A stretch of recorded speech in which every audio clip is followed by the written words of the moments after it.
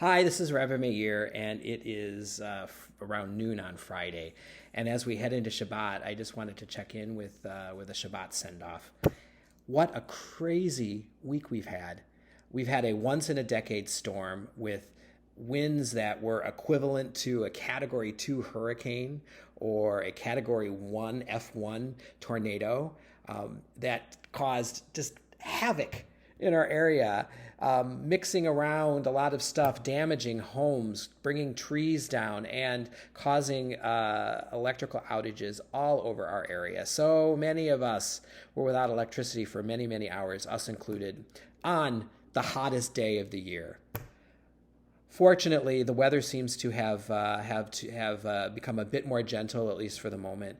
And many, but not everybody, has their power back on. And I hope that each of you are experiencing some degree of comfort and have been able to put things back together again. This week, our Torah portion is Beha'alotcha. And in this, it contains a story, a really interesting story that I think is very true to human nature. So Miriam and Aaron are with their brother Moses, and they are, as the Torah says, speaking against him. And specifically, they are spilling the tea about Moses' non-Israelite wife.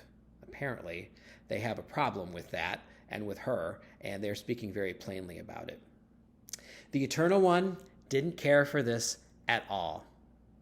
And two things happen. The first is that God, speaking of his relationship with Moses, sets Moses up above all the other prophets, in that it is only to Moses that God speaks with his mouth, with God's mouth directly and plainly, rather than speaking through visions or dreams. So God is saying, hey, Moses is pretty important to me, in response to the gossip that Miriam and Aaron were sharing. And God does something else. God enforces a penalty against Miriam for what she had to say, and God causes white scales to appear all over her body. This upsets Moses a great deal, and he calls out to God, El na rafana la, oh God, please heal her. So these verses, I think, evoke two important Jewish ideas. The first is that God is the source of healing. El na rafana la, oh God, please heal her. Moses wasn't saying, oh God, please allow it that Miriam, be healed. No, Moses is saying, God, please heal her. And we also are reminded of this same dynamic of God's healing presence with us when we pray the Mishaberach for blessing, for healing each Shabbat. So that's the first idea. The second idea is that we are to refrain from speaking negatively about other people. In Jewish tradition, this is called Lashon Hara, evil tongue, and we are to avoid it at all costs. Another verse, this is from Proverbs chapter 18, captures this idea. And the verse goes, death and life are in the power of the tongue.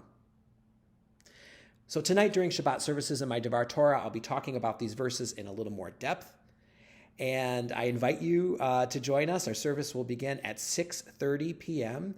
In the sanctuary at 5200 Old Mill Road, as well as being on Zoom and on our YouTube channel. And if you can't make our service tonight, you can catch a replay on our YouTube channel almost immediately following the service. And you can go through the parts that you want to see, maybe catch my Devar Torah if you miss it.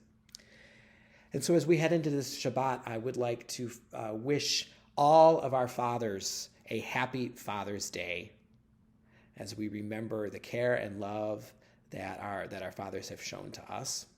And I want to wish each of you a Shabbat Shalom, a Shabbat filled with peace.